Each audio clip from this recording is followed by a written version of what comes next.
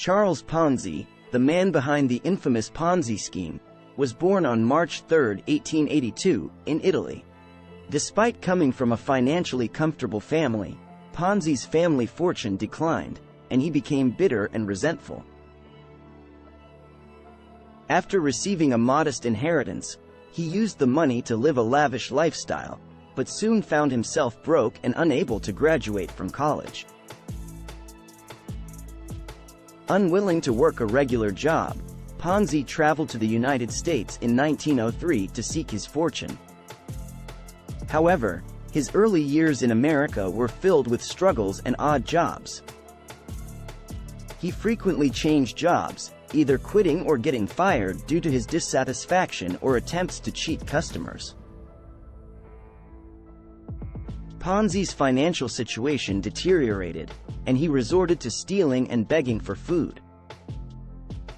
In 1907, Ponzi traveled to Montreal, hoping for better opportunities.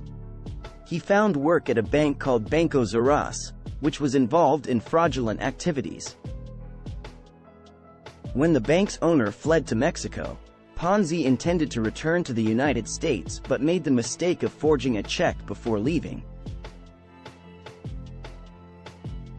He was caught, convicted, and sentenced to 3 years in prison. After his release on parole, Ponzi was arrested again for smuggling immigrants into the United States. He served another 2 years in federal prison. Upon release, Ponzi struggled to find his footing and worked various odd jobs. Eventually, he secured a position as a clerk at the J.R. Poole Company in Boston, where he excelled and was promoted. Ponzi's life took a turn when he met Rose Giacovacci and married her in 1918. Motivated by his desire to provide a luxurious lifestyle for his wife, Ponzi quit his job and started several failed business ventures. He attempted to publish a trade magazine called The Trader's Guide but faced rejection and financial difficulties. However, the idea of arbitrage using international reply coupons, IRCs, caught his attention.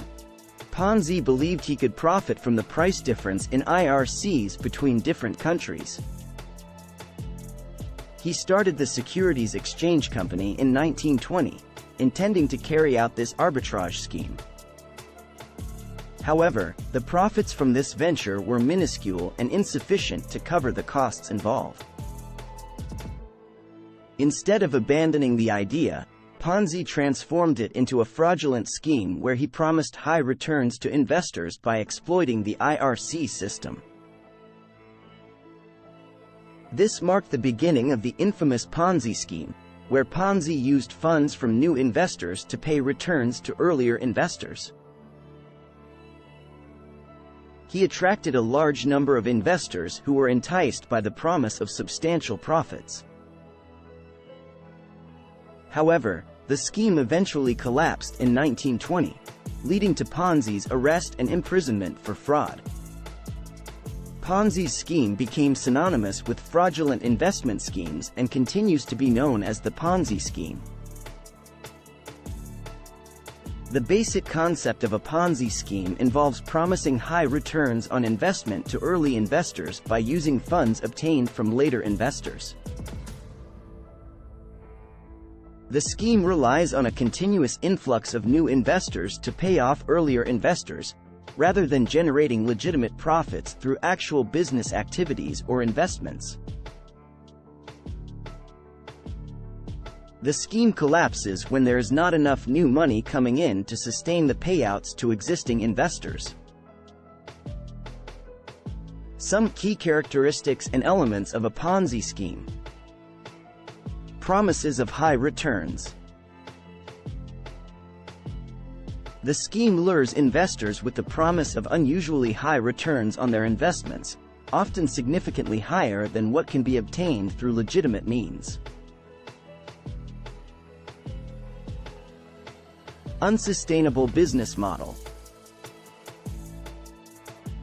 The promised returns cannot be achieved through legitimate investment strategies or business operations. The scheme relies on the continuous recruitment of new investors to pay returns to existing investors. Lack of legitimate investment activity. The funds collected from investors are not invested in any viable or profitable venture. Instead, they are often misappropriated by the scheme operator for personal use or to pay off early investors. Illusion of legitimacy. Ponzi schemes often go to great lengths to create the appearance of a legitimate investment opportunity. They may produce falsified documents, provide regular statements or updates to investors, and employ persuasive marketing tactics to gain trust and attract new victims. Use of early investor payouts. The scheme operator uses funds from new investors to pay high returns to early investors, creating the illusion of profitability and enticing more people to invest. Lack of transparency. Ponzi schemes typically lack transparency in their operations and financial reporting. They may intentionally withhold or manipulate information to prevent investors from discovering the fraudulent nature of the scheme. Collapse and loss. Eventually, the scheme becomes unsustainable as the number of new investors dwindles or the scheme operator is unable to meet the demands of existing investors. The scheme collapses, resulting in significant financial losses for the majority of participants.